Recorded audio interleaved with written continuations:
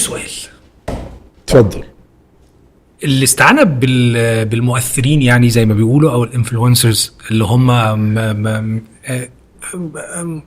واحدة مؤثرة على انستجرام مش عارف كذا، على سبيل المثال هادية غالب دلوقتي مثلا عاملة مسلسل. انا والنبي ربنا يخليك اصلا ما بعرفهم يعني، بسمع بشوف الاسامي ما اعرفش دول بيعملوا ايه. الاستعانة بيهم للتمثيل سواء بقى بلاتفورمز او انت بتشوف المسألة هل محتاجة خطوات معينة عشان يبقوا دول يمثلوا، يبقوا يعني ينفع يتعلموا، ولا الموضوع موهبة بالاساس؟ الموهبة لازم تبقى موجودة وبعدين نسقلها بدراسة، كل ده حاجات احنا اتعلمناها يعني.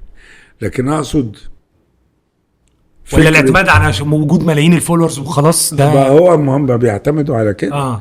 هم بيعتمدوا على انه عنده اللي هيجري وراه. انا بشوف ان ده تقصير من النقابات، خد بالك، وبحث عن رزق سريع او دخل سريع من المنتجين، انه يجيب بيأثر على قيمة العمل الفني. طبعا طبعا. سميني بروديوسر، سينيور بروديوسر، كلها القاب بتاعت مدير انتاج، مع احترامي الشديد للسينيور بروديوسر اللي معاك. واخد بالك؟ ياخد الكلام على اعصابه. انا بقول لك. فهي الفكره كلها هي، انا كنت يجي لي السيناريو اقول ده ينفع يعمله المخرج الفلاني، نقرا سوا. والله ده جميل، عجبك، اوكي، هات بقى مدير انتاج يقعد يعمل لي ده ميزانيه رفلي. تعالى بقى يا مخرج حط لي في كل دور 3 تنفار عشان نختار منهم على الترشيحات ونبتدي نشوف.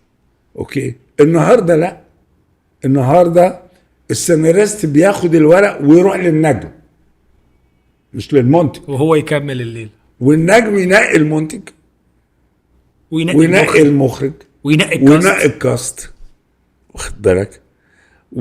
فالعمليه هو اللي يتصل يوزع. العمليه بقت مقلوبه، ودلوقتي في نجوم بتنتج وتكتب وتخرج لا ده حر، هو حر طول عمرها بتحصل كده. لا يعني نور الشريف كان بيمثل وبينتج، واخد بالك؟ واظن وعنده تجربه اخراج او حاول يبقى في تجربه. لا عمل فيلم، عمل هو بوسي واخد بالك؟ العاشقان، حاجه كده، العاشقان اظن، واخد بالك؟ لكن اقصد ان هو يعني ده وارد ان انت تبقى الممثل والمنتج، خلاص ده فلوسك. لكن انا النهارده اصبحت منتج مجبر على انه يجي لي، فالحمد لله النجم جالي. ايوه حضرتك عايز ايه؟